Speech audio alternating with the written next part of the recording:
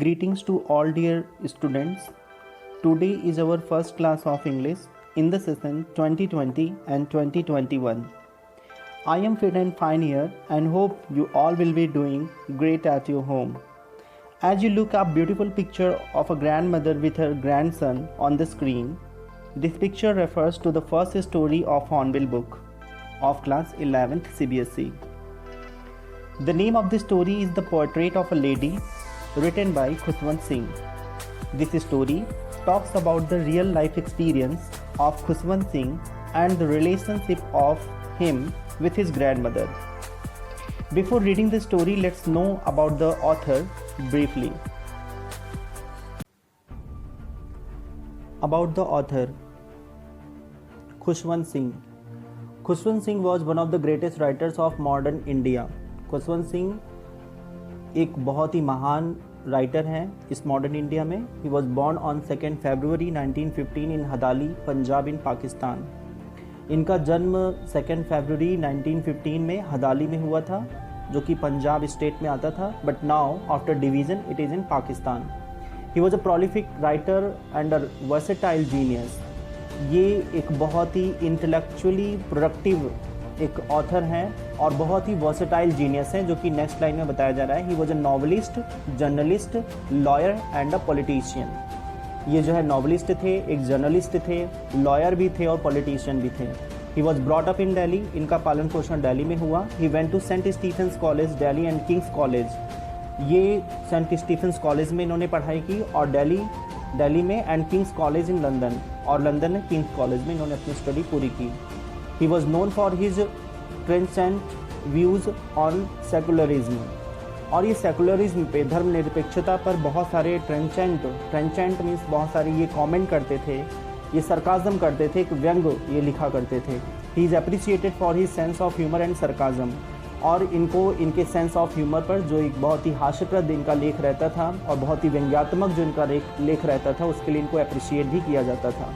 He was awarded with Padma Bhushan and Padma Vibhushan. और इनको जो है सम्मानित किया गया, पद्म भूषण और पद्म विभूषण से सम्मानित किया गया. This great Indian author died on 20 मार्च 2014 इन दिल्ली. इनकी मृत्यु 20 मार्च को 2014 में 2014 में जो है दिल्ली में हुआ. It was all about the author. Now let's read the story.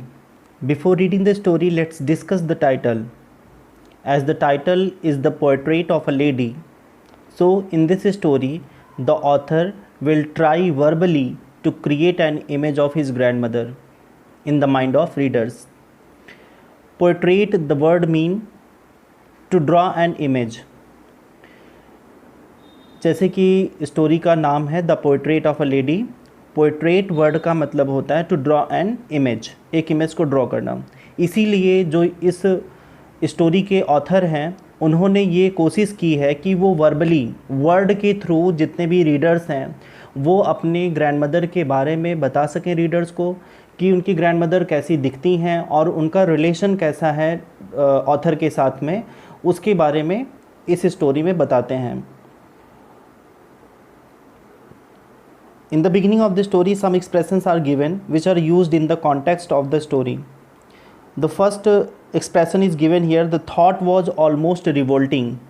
It means the thought, एक मतलब जो आइडिया था, जो एक विचार था, it was quite revolting. Revolting means क्या था? वो unbelievable था, वो revolting था, मतलब उस पर विश्वास नहीं हो सकता था.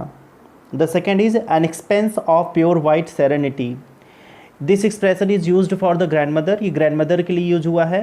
An expanse of pure white serenity मतलब कि वो वाइट साड़ी में बिल्कुल, सी वॉज जस्ट काम एंड सीरीन, वो बहुत ही क्वाइट, बहुत ही प्योर हार्टेड और बहुत ही काम, बहुत ही शांत थी. ऐसी उनकी एक छवि थी. अ टर्निंग पॉइंट, ये नेक्स्ट एक्सप्रेशन है. टर्निंग पॉइंट मीन्स ये होता है कि means it is the time when an important change occurs और हैपन्स. जब किसी की लाइफ में कोई इम्पॉर्टेंट चेंज होता है, एक कोई इम्पॉर्टेंट बदलाव आता है, तो उसको बोलते हैं turning point. Accepted her secularism with resignation. It means होता है कि एक्सेप्टेड द फैक्ट. इस स्टोरी में जो ग्रैंड मदर के लिए फैक्ट होता है, वो फैक्ट क्या होता है कि टू लिव अलोन, कि उनको अकेले रहना पड़ता है। एक टर्निंग पॉइंट आता है इनके लाइफ में जहाँ पर ग्रैंडमदर को अकेले होना होता है। Next expression is here a veritable bedlam of chirping. A veritable bedlam of chirping, इसका मतलब है कि perfect chaos of twittering birds, जहाँ पे पक्षियों की चहचहाट की आवाज़ होती है उसको बोलते हैं a veritable bedlam of chirping. Frivolous rebukes, it means not serious scolding, जब कोई बहुत ज़्यादा सीरियसली स्कॉल्ड नहीं करता उसको बोलते हैं frivolous rebukes. The sagging skins of the dilapidated drum, this expression means this expression is used for the old drum, ये ओल्ड ड्रम के लिए यूज किया गया है। तो जब किसी पुराने ड्रम को, किसी ढोलक को, जिसकी जो स्किन मतलब क्या होता है कि जो उसका लेदर का यूज हुआ है that is very old and that is very in bad condition, बहुत ही बैड कंडीशन में हो, and then also it was played, लेकिन उसके बाद भी उसको मतलब बजाया जाता है, उस मतलब ड्रम को बजाते हैं, तो that means the sagging skins of the dilapidated drum, मतलब पुरानी ढोलक को तेज तेज बजाना। तो that was in a very old condition, that was in a very bad condition, but in the story it was used, so this expression is used in the story. This was all about the expression. Now let's read the story. My grandmother, like everybody's grandmother, was an old woman. यहाँ पर author जो है बताते हैं कि जैसे उनकी दादी माँ हैं उसी तरह से जैसे सबकी दादी माँ होती है वैसे उनकी भी दादी माँ है, वॉज एन ओल्ड वुमेन। और दादी अक्सर क्या होती हैं, एक कॉमन चीज़ है, सबकी दादी क्या होती हैं, ओल्ड होती हैं, बुढ़ी होती हैं, वृद्ध होती हैं। तो सबकी दादी की तरह से जो ऑथर की ग्रैंडमदर हैं वो भी उसी तरह से थी, वो भी ओल्ड थी। She had been old and wrinkled for the 20 years that I had known her. यहाँ पे ऑथर बताते हैं कि लास्ट 20 ईयर से, पिछले 20 साल से वो अपनी ग्रैंड मदर को ऐसे ही देख रहे हैं जिनका फेस क्या है, रिंकल्ड है। रिंकल्ड मतलब क्या है कि दैट इज पकड़ मीन्स क्या होता है कि हैविंग लाइनिंग्स और फोल्ड्स ऑन हर स्किन, मतलब उनकी स्किन में क्या है, बहुत सारे लाइनिंग है, बहुत ही क्रिस क्रॉस है, बहुत ही फोल्ड है। तो जिससे क्या होता है कि जो बहुत ही ओल्ड होते हैं उनकी स्किन में लाइन दिखाई देती है। और लाइन कैसे होती है, जैसे वर्टिकल एंड हॉरिजॉन्टल लाइन जो है क्रॉस करती है, पैटर्न होता है, there is a pattern of vertical and horizontal line. तो फेस पे बिल्कुल पैटर्न ऐसे बन जाता है क्रिस क्रॉस वाला। तो ऐसी उनकी फेस पे जो उनकी स्किन है उस पर ऐसे क्रिस क्रॉस का जो है एक जो पैटर्न है वो उनको लास्ट 20 ईयर से देखने को मिल रहा है। इट मीन्स ये है कि उनके फेस की स्किन पर या उनके फेस में कोई चेंजेस नहीं हुआ है, लास्ट 20 ईयर से ऑथर जो है उनको ऐसे ही जो है ऐसे ही फेस में देख रहा है, उसमें कोई चेंजेस नहीं हुए हैं। People said that she had once been young and pretty and had even had a husband, but that was hard to believe. यहाँ पे ऑथर कहते हैं कि people said that she had once been young. यहाँ पे बताते हैं कि कुछ लोग बताया करते हैं, कुछ लोग उनके बारे में बात करते हैं, उनकी ग्रैनी के बारे में, उनके ग्रैंडमदर के बारे में, कि एक समय था जब वो क्या थी, यंग थी और प्रिटी लगती थी। प्रिटी मीन्स क्या होता है, बहुत ही युवा और सुंदर दिखाई देती थी। And had even had a husband, और यहाँ तक कि उनके एक हस्बैंड भी थे। इट मीन्स क्या है कि अभी जो है ग्रैंडमदर के हस्बैंड लाइव नहीं है उनके साथ में, तो वो इसलिए वो कह रहे हैं कि इवन उनके हस्बैंड भी हुआ करते थे। But that was hard to believe. लेकिन ये बात जो है पोएट को ऑथर को ये विश्वास नहीं होता है, या ऑथर इस बात पर विश्वास नहीं करते हैं जब लोग उनसे बताया करते हैं कि उनकी जो है ग्रैंडमदर पहले एक बहुत ही युवा और बहुत ही सुंदर एक महिला थी। तो इस बात को वो विश्वास नहीं करते हैं, और लोग ये भी बताते हैं कि उनके हस्बैंड भी थे, तो इस बात का भी विश्वास वो नहीं करते हैं। My grandfather's portrait hung above the mantelpiece in the drawing room. उनके ग्रैंड फादर्स की जो है जो पोर्ट्रेट है वो भी एक पोर्ट्रेट वहाँ पे जो है पिक्चर बनी हुई है, that is hung above the mantelpiece in the drawing room. Mental peace मतलब क्या होता है कि that's a kind of self above fireplace. Fireplace पे एक सेल्फ बना होता है, एक फ्लैट सरफेस होती है, उसी के ऊपर जो है वहाँ पे ग्रैंडफादर की एक पोर्ट्रेट, एक इमेज जो है हैंग हुई है, उस पर लटकाई गई है। और उसमें आगे यहाँ पर पोएट बताते हैं कि ड्राइंग रूम में जो पिक्चर टंगी उसमें ग्रैंडफादर दिखते कैसे हैं। He wore a big turban and loose fitting clothes. अब ये ग्रैंडफादर का एक यहाँ पर छोटा सा डिस्क्रिप्शन है कि उसके ग्रैंडफादर मतलब ऑथर के ग्रैंडफादर कैसे दिखते हैं। तो यहाँ पर उन्होंने बताया कि he wore a big turban and loose fitting clothes, वो एक बड़ी सी टर्बन पहनते हैं, अपने सर पे एक पगड़ी बांधते हैं और लूज फिटिंग क्लॉथ्स, और उनके क्लॉथ्स क्या हैं, बिल्कुल ढीले ढाले हैं। His long white beard covered the best part of his chest and he looked at least 100 years old. और उनकी जो ये पिक्चर है, जो पोर्ट्रेट है, उसको देखने के बाद ये पता चलता है कि उनकी जो बियर्ड है, उनकी जो दाढ़ी है, वो काफ़ी बड़ी बड़ी, काफ़ी लंबी है। And that covered the best part of his chest. Best part of his chest मतलब क्या होता है, ऑलमोस्ट जो उनका चेस्ट का पार्ट है वो पूरी उनकी दाढ़ी से ढका हुआ है। And he looked at least 100 years old, और वो दिखने में कितने लगते हैं कि वो 100 साल के लगते हैं दिखने में, जो उनकी बड़ी बड़ी दाढ़ी है। वाइट बियर्ड, वाइट मतलब क्या होता है, एकदम सफ़ेद जो उनकी दाढ़ी है, उसमें वो दिखते हैं कि वो 100 years ओल्ड हैं, काफ़ी बुढ़े दिखाई देते हैं।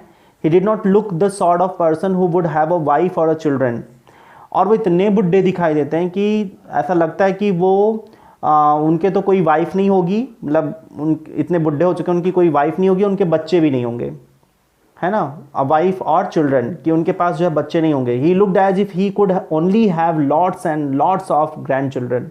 वो इतने बुढ़े हो गए कि बस लगता है कि उनके जो है सिर्फ और सिर्फ ग्रैंड चिल्ड्रन होंगे, मतलब वो उनके जो बच्चे होंगे वो भी नहीं होंगे, उनकी पत्नी भी नहीं होंगी, सिर्फ उनके क्या होंगे, ग्रैंड चिल्ड्रन होंगे। इतने बुढ़े उसमें वो दिखाई देते हैं। तो ये लाइन जो है यहाँ पे ये हाइपरबोल है, काफ़ी ज़्यादा जो है इसको एग्जैजरेट किया गया है उनके एज को लेकर के, ग्रैंडफादर की, कि जो है ऐसा लगता है कि उनके बच्चे नहीं होंगे लेकिन उनके ग्रैंड चिल्ड्रन बहुत होंगे, इतने ज़्यादा वो ओल्ड दिखाई दे रहे हैं। As for my grandmother being young and pretty the thought was almost revolting. लेकिन जहाँ तक की बात है ग्रैंड मदर की, कि जहाँ पे लोग बताते हैं कि she was young and pretty, कि वो युवा थी और बहुत सुंदर थी, तो this thought was almost revolting. इस पे तो ऑथर को बिल्कुल बिलीव ही नहीं हो रहा था, ये रिवोल्ट मतलब ये बात उसको बिल्कुल बिलीव नहीं हो रही थी कि ऐसा कभी हुआ होगा उसकी ग्रैंड मदर के साथ में। She often told us of the games she used to play as a child. अक्सर जो ग्रैनी है वो जब कभी बच्चों से बात करती हैं, और ग्रैंड पेरेंट्स अक्सर ऐसा करते हैं कि वो अपने जब वो बच्चे थे तो अपने बचपन की कहानी सुनाते हैं, चाइल्डहुड की कहानी बताते हैं कि वो बचपन में क्या करते थे। तो वो अक्सर अपने बचपन की कहानी सुनाया करती थी कि वो बचपन में क्या करती थी। That seemed quite absurd and undignified on her part and we treated it like the fables of the prophets he used to tell us. और ये जो कहानी बताती थी वो बहुत ही डिसरिस्पेक्टफुल दिखती थी, बहुत ही एब्सर्ड, बहुत ही डिसरिस्पेक्टफुल लगती थी, अनडिग्निफाइड लगती थी ऑन हर पार्ट, उनकी पार्ट से। And we treated it like the fables, और जो ये कहानियाँ बच्चों को सुनाया करती थी, इसको जो ऑथर है वो बहुत इसको एक मॉरल, जैसे एक मॉरल जो स्टोरी होती है, जो एथिक्स होते हैं, जिसमें जो है कुछ न कुछ कल्चर बताए जाते हैं, अच्छी कहानियाँ बताई जाती हैं, तो एक इसको एक गुड नोट्स की तरह से वो लिया करते थे उनकी कहानियों को। Of the prophets he used to tell us. Prophet means क्या होता है कि means a person who is sent by God. Prophet को हम लोग मानते हैं कि वो पैगंबर होते हैं, और he is a person who is sent by God, जिसको भगवान भेजते हैं, वो भगवान के मैसेंजर होते हैं। Who teach us the good message of God, जो भगवान के अच्छे संदेश देते हैं, लोगों में अच्छे नॉलेज को इम्पार्ट करते हैं, अच्छे वैल्यूज़ देते हैं, ह्यूमन वैल्यूज़ इम्पार्ट करते हैं। तो वो ऐसा समझा जाता है कि वो जैसे like a saint, like a prophets, जैसे संत और प्रॉफिट्स होते हैं, उनकी तरह से वो कहानियाँ सुनाया करती थी, और है उसे गुड नोट्स की तरह से लिया करते थे, उसमें एक मॉरल वैल्यू सीखने को मिलती थी। Although those stories were very absurd. Absurd means क्या होती, इलॉजिकल हुआ करती थी, और बहुत ही अनडिग्निफाइड, बहुत ही डिसरिस्पेक्टफुल हुआ करती थी। लेकिन जो है इसको जो बच्चे लिया करते थे, बच्चे इसको पॉजिटिवली गेन किया करते थे उनकी कहानियों को, और उससे कुछ न कुछ अच्छी सीख लिया करते थे उनकी कहानी से। She had always been short and fat and slightly bent. अब यहाँ पे ग्रैंड मदर का जो है जो फिजिकल अपीयरेंस है वो इन लाइनों में बताया जा रहा था। ग्रैंड फादर के बारे में बताया गया कि वो टर्बन पहनते थे, लूज गारमेंट पहना करते थे, और उनकी जो बियर्ड थी वो पूरे चेस्ट को कवर किया रहती थी, और इससे उनकी एज लगती थी कि वो जैसे 100 years के हैं, और ऐसा लगता था कि उनके बच्चे और उनकी वाइफ नहीं है, सिर्फ उनके क्या है, ग्रैंड चिल्ड्रन ही चिल्ड्रन है। तो ऐसा ग्रैंडफादर के बारे में बताया गया था। अभी ग्रैंड मदर के बारे में बता रहे हैं कि she had always been short and fat. वो क्या थी, she was not much tall, वो काफ़ी लंबी नहीं थी, सी वॉज शॉर्ट हाइटेड, वो शॉर्ट हाइट की थी, एंड फैट, और वो मोटी थी, and slightly bent. Slightly bent क्यों थी, क्योंकि जब लोग बुढ़े हो जाते हैं तो थोड़ा सा झुक के चलते हैं, तो ग्रैंड मदर भी उसी तरह से जो है थोड़ी सी वो शॉर्ट हाइट की थी, और वो मोटी थी और झुकी हुई रहती थी। Her face was a criss cross of wrinkles running from everywhere to everywhere. Criss cross वही है the pattern of lines which is drawn vertically और हॉरिजेंटली लाइन्स, जो जिसमें क्या होता है वर्टिकल और हॉरिजेंटल लाइन्स का एक पैटर्न बना होता है क्रिस क्रॉस। तो उनके पूरे फेस पे क्या है कि जो रिंकल्स हैं, जो झुर्रियाँ पड़ी हैं, वो पूरे चेहरे पर क्रिस क्रॉस मतलब बिल्कुल ऐसे क्रॉस का साइन ऐसे बना हुआ है, उसमें बहुत सारे क्रॉस के ऐसे साइन बने हुए हैं, उनके चेहरों में वो झुर्रियाँ साफ साफ दिखाई देती हैं। No we were certain she had always been as we had known her.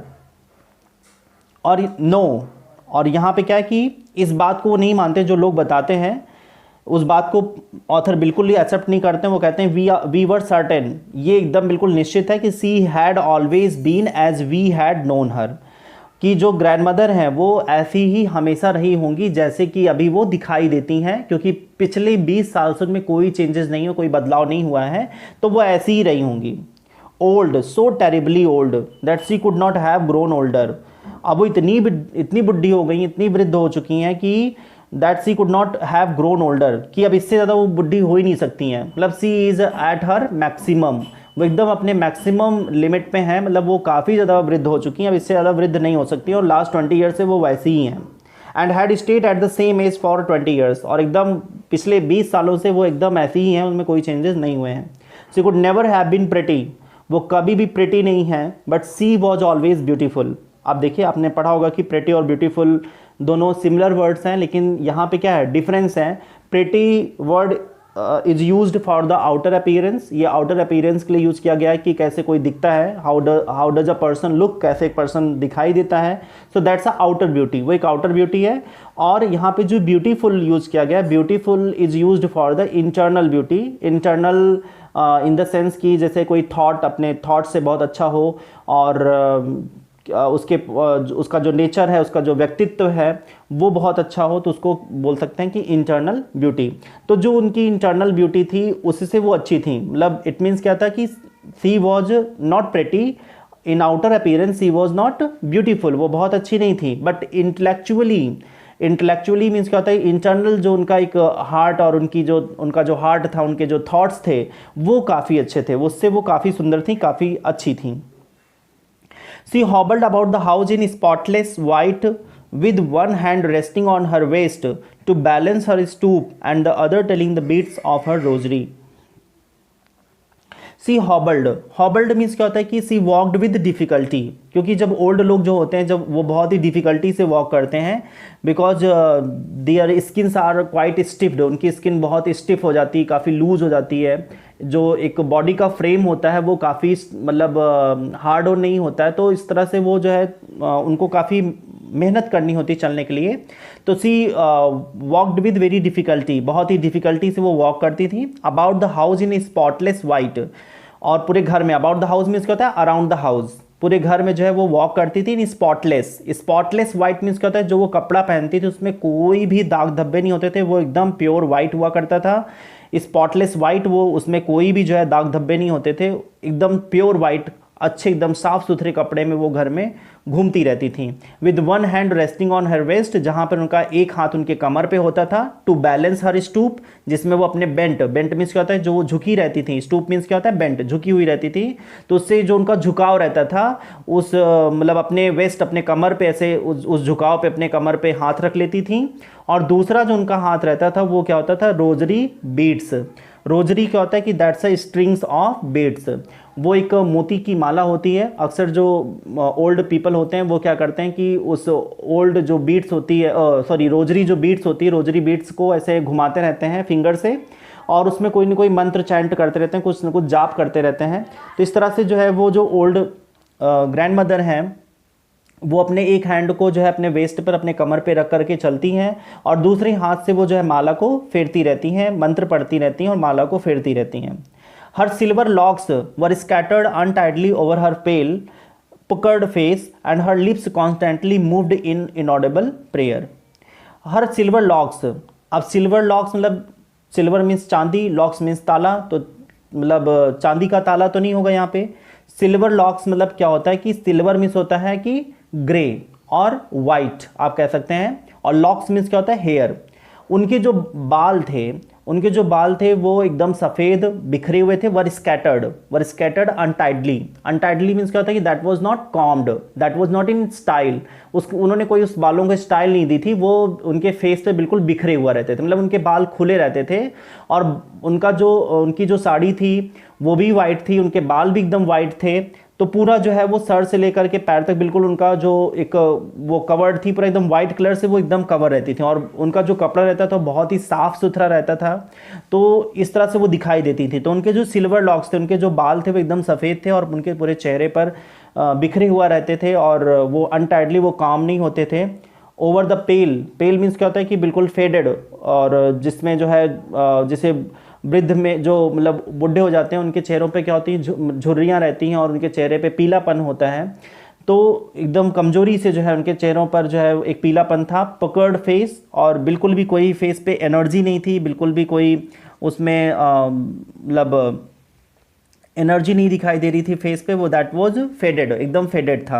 And her lips constantly moved in inaudible prayer, और उनके लिप्स जो है हमेशा कॉन्स्टेंटली लगातार मूव करते रहते हैं, इनऑडिबल प्रेयर। एक उनके मतलब उनके मुंह में एक प्रेयर, मतलब वो सी जस्ट कीप चैंटिंग, वो चैंट करती रहती थी, मंत्र का जाप करती रहती थी। एंड दैट वाज इनऑडिबल, वो बिल्कुल इनऑडिबल था, वो दूसरों को ऑडिबल नहीं था, वो कोई दूसरा नहीं सुन पाता था, वो बस बहुत ही सॉफ्ट टोन में से उसको बोलती रहती थी। Yes, she was beautiful. She was like the winter landscape in the mountains, an expanse of pure white serenity, breathing peace and contentment. अब ये जो ब्लैक से लिखा गया है, an expanse of pure white serenity, this expression is used in the beginning of the story. ये beginning of the story में ये एक्सप्रेशन यूज किया गया था, तो वही यहाँ पर फिर से बताया गया है। यहाँ पर अभी ऑथर जो है इस बात को मान लेते हैं that she was beautiful. She was not pretty but she was beautiful, वो ब्यूटीफुल थी क्योंकि उनके जो विचार थे, उनका जो उनका इंटेलेक्चुअल जो एक लेवल था, उनकी जो आध्यात्मिक एक जो ज्ञान था वो काफ़ी अच्छा था। तो सी वॉज ब्यूटीफुल, वो बहुत ही ब्यूटीफुल थी। She was like the winter landscape in the mountains, तो जैसे विंटर का लैंडस्केप, अगर मतलब कोई सीनरी बनाई जाए एक विंटर में जो है किसी माउंटेन एरिया में, जो अगर विंटर में आप जाइए तो वहाँ पे क्या होता है कि स्नोफॉल हुआ रहता है और पूरा हर एक जगह एकदम वाइट कवर हो जाता है। सारे इवन ट्री भी जो होते हैं जो ग्रीन कलर में होते हैं वो भी वाइट में स्नो की वजह से स्नो में कवर हो जाते हैं। तो पूरा टोटल एकदम वाइट एक एक्सपेंस होता है वहाँ के सीनरी में। तो इसी तरह से जो ग्रैंड मदर हैं वो पूरा जो है हेड से लेकर के टोज तक, वो उनका पूरा जो क्लॉथ है, इवन उनके जो हेयर हैं वो भी वाइट हैं।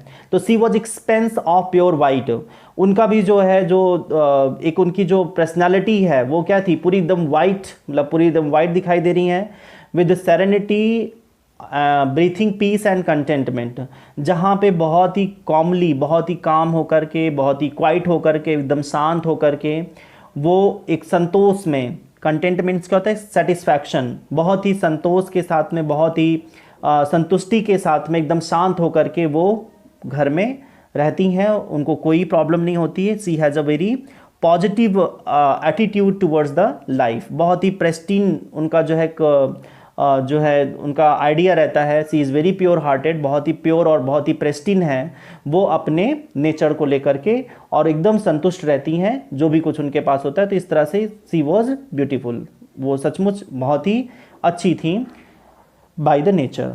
My grand mother said I were good friends, my grand mother and I were good friends. यहाँ पर ऑथर बताते हैं कि जो उनकी ग्रैंड मदर हैं और जो ऑथर हैं, दे वर गुड फ्रेंड्स, वो बहुत अच्छे मित्र थे, बहुत अच्छे दोस्त हैं एक दूसरे के। My parents left me with her when they went to live in the city, और जो ऑथर के पेरेंट्स हैं उन्होंने जो है बहुत पहले ऑथर को उनकी ग्रैंड मदर के साथ में छोड़ दिया था, और वो लोग कहाँ रहने चले गए थे, city. And we were constantly together, और ये तब से जो है लगातार, ये तब से जो है अपने ग्रैंड मदर के साथ में रहते थे। She used to wake me up in the morning, वो अक्सर इनको सुबह जगाया करती थी, and get me ready for school, और स्कूल के लिए तैयार करती थी। She said her morning prayer in a monotonous sing song while she bathed and dressed me in the hope that I would listen and get to know it by heart. She said, वो सुबह अपनी जो है सुबह की प्रार्थना करती थी इन अ मोनोटोनस इन अ रिपीटिशियस वे, मतलब एक ही प्रेयर को वो रोज़ डेली करती थी, उसी को रिपीट करती थी। सिंग सॉन्ग, उसको गाया करती थी। वाइल सी बेथड, जब वो नहलाती थी। एंड ड्रेस्ड मी, जब इनको कपड़े पहनाती, जब यूनिफॉर्म पहनाती थी स्कूल का, तो जब इनको नहलाती थी, इनको यूनिफॉर्म पहनाती थी, तो एक ही प्रेयर को वो रोज़ गाती थी। इन द होप, इस आशा के साथ गाया करती थी that means author would listen, कि ऑथर इसको सुनेंगे उनकी प्रेयर को, and get to know it by heart, और उनको फिर क्या होगा, एक दिन पूरा जो है एक इसको जो है वो याद कर लेंगे, उनको फिर ये याद हो जाएगी प्रेयर। इस आशा के साथ वो रोज़ जो है उनको नहलाते समय, उनको ड्रेस करते समय जो है गॉड की प्रेयर किया करती थी। I listen because I loved her voice but never bothered to learn it. अब यहाँ पे क्या होता है, बच्चों का एक दूसरा ही जो है एक उनका फैंटेसी रहती है। वो इसको इस तरह सुनते थे, वो इसको इसलिए सुनते थे क्योंकि इनको जो है उनकी ये गाने की आवाज़ पसंद थी, ऑथर को अच्छा लगता था जब उनकी ग्रैंडमदर गाया करती थी। But he never bothered to learn it, लेकिन ऑथर कभी भी इसके लिए परेशान नहीं हुए कि उनको याद करना है या ये उनको ये प्रेयर उनको भी आनी चाहिए, ऐसा उन्होंने कभी इसके लिए कोई एफर्ट नहीं किया। Then she would fetch my wooden slate which she had already washed and plastered with yellow chalk, a tiny earthen ink pot and a red pen, tie them all in a bundle and hand it to me।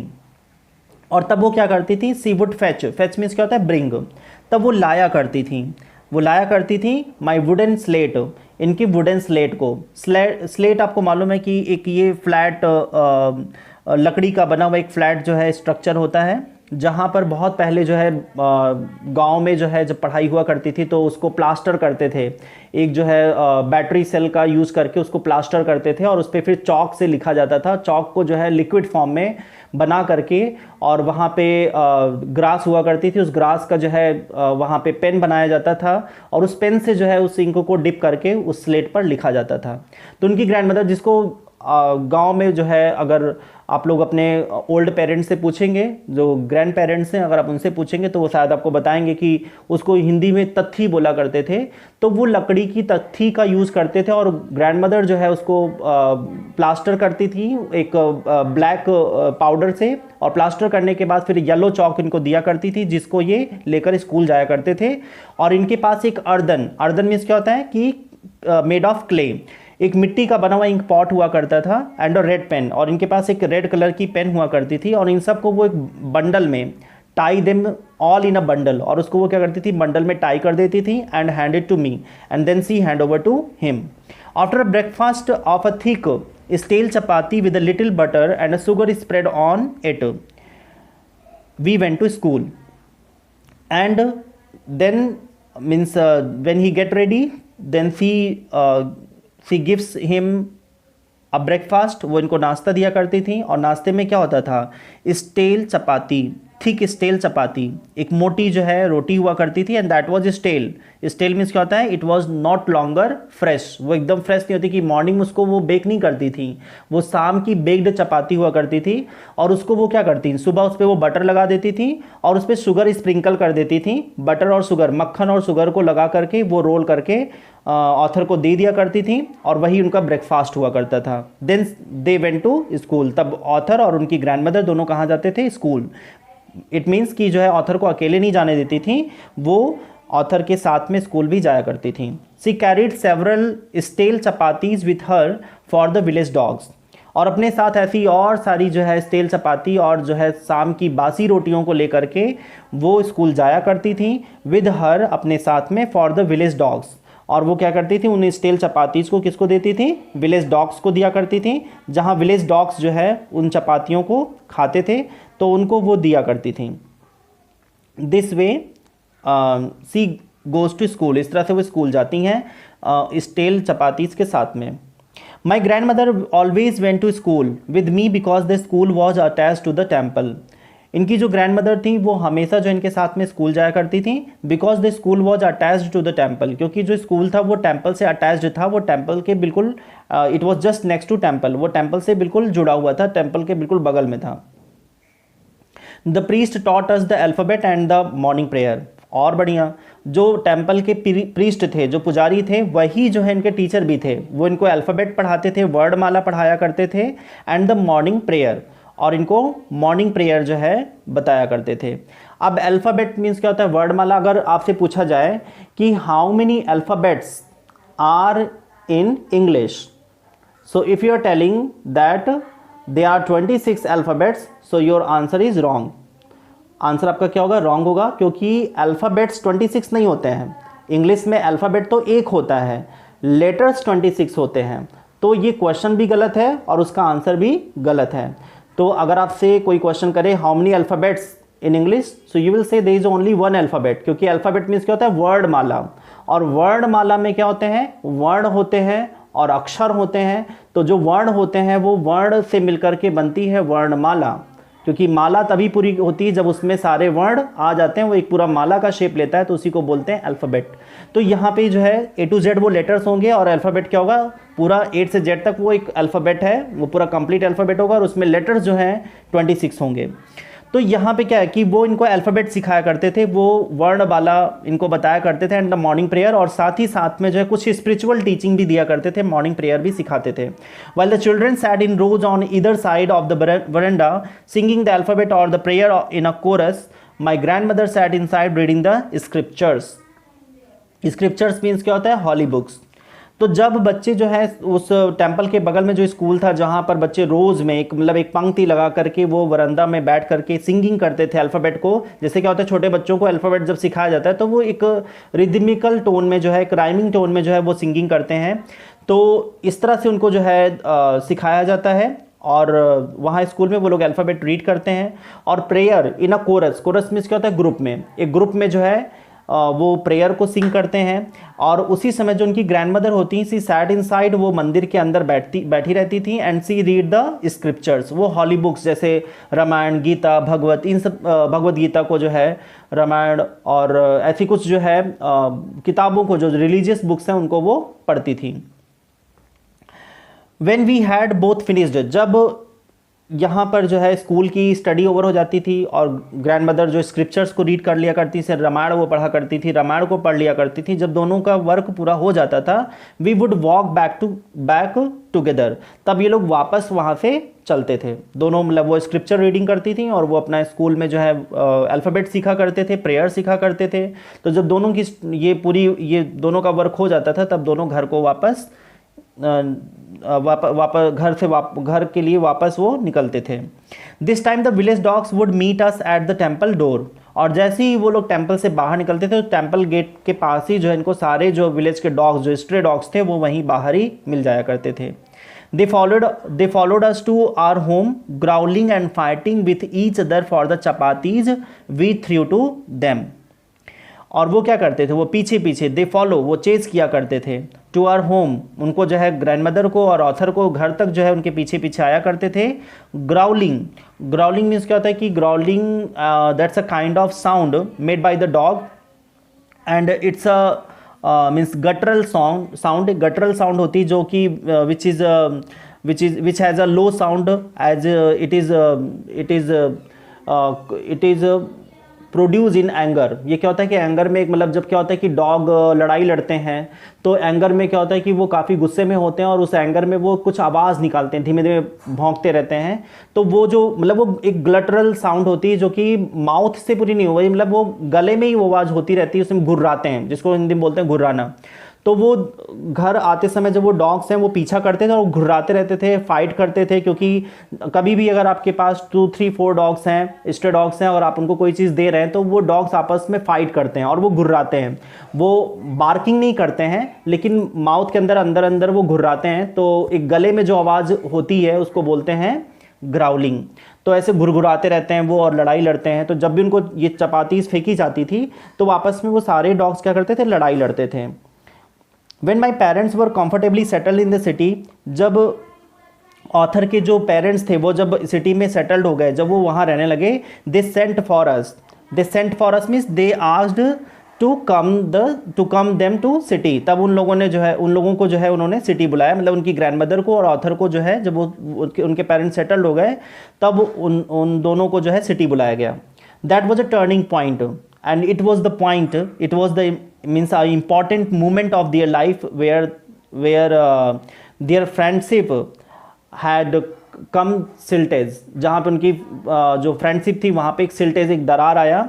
तो ये that was the means important moment of their life, उनके life का एक बहुत ही important moment था जहाँ पर वो दोनों क्या हुए, जहाँ पे उनके लाइफ में चेंज आया।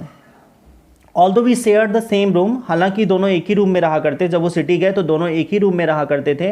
माई grandmother no longer came to school with me, लेकिन उनकी ग्रैंड मदर जो है वो उनके साथ स्कूल नहीं जाया करती थी, क्योंकि जब वो गांव में थी तो वो स्कूल जाया करती थी, साथ में पूरा दिन साथ में रहती भी थी, फिर दोनों साथ में लौटते थे। तो इस तरह से सिटी में नहीं था। I used to go to an English school, तब वहाँ पे एक इंग्लिश स्कूल में जाया करते थे। इन अ मोटर बस, एक बस में वो जाया करते थे। There were no dogs in the streets, वहाँ पे स्ट्रीट में कोई ऐसे स्ट्रे डॉग्स नहीं हुआ करते थे। And she took to feeding sparrows in the courtyard, और वो आंगन में जो चिड़िया आया हुआ करती थी, जो चिड़िया रहती थी, उन्हीं को वो फीडिंग कराती थी, उन्हीं को वो ग्रेन्स या दाने चुगाती थी, दाने दे दिया करती थी। वो बाहर नहीं जाया करती थी, घर में ही रहती थी, और डॉग्स के बजाय वो चिड़ियों को जो है दाना दिया करती थी। ऑफ अवर सिटी हाउस, हाँ सिटी का जो घर था वहाँ पर कोर्टयार्ड में, आंगन में जो है वो स्पैरोज को, गौरैया को जो है वो फीडिंग किया करती थी। As the years rolled by we saw less of each other for some time, she continue to wake me up and get me ready for school. As the years rolled, जैसे कि समय बीतता गया, धीरे धीरे समय बीतता गया। We saw less of each other, तब ये दोनों की बहुत ही कम मुलाकात हुआ करती थी। For some time she continue to wake me up, कुछ दिनों तक, जब गांव से आई थी तो कुछ दिनों तक वो इनको जगाया करती थी। And get me ready for school, और स्कूल इनको तैयार किया करती थी। लेकिन फिर बाद में क्या हुआ, ये भी छूट गया। यहाँ पे फिर जो है ऑथर को अपने आप ही उठना पड़ता था, अपने आप ही रेडी होना होता था। और फिर ग्रैंडमदर उनके साथ स्कूल भी नहीं जा पाती थी, और स्ट्रे डॉग्स को वो फीडिंग भी नहीं कराती थी, बाहर भी नहीं जाती थी, वो घर में ही रहती थी। तो यहाँ पर क्या था कि सिटी में आने के बाद जो इन लोगों की लाइफ स्टाइल थी वो पूरी चेंज हो गई, और जहाँ पे वो ग्रैंडमदर के साथ में ज़्यादा टाइम स्पेंड करते थे, वहाँ पर दोनों के बीच में काफ़ी ज़्यादा जो है कम्युनिकेशन गैप आ गया, और काफ़ी ज़्यादा दोनों अलग अलग रहने लगे। तो कहीं ना कहीं उनमें जो है काफ़ी ज़्यादा दूरियां बढ़ने लगी थी। Student, in this part of video आज हम लोग बस इतने ही जो है इसकी रीडिंग करेंगे। नेक्स्ट पार्ट में हम लोग जानेंगे कि ग्रैंडमदर के साथ में आगे क्या होता है, वो कितने दिन तक जो है ऑथर से ऐसे दूर रहती हैं, और उनको क्या क्या फील होता है, और ऑथर के लाइफ में और क्या क्या चीज़ें होती हैं, will know in the next part of video. Thank you for watching this video. If you have any problem, if you haven't got any line or any word, so you will message me on my WhatsApp number and you will ask the problem there. Okay, thank you for watching this video.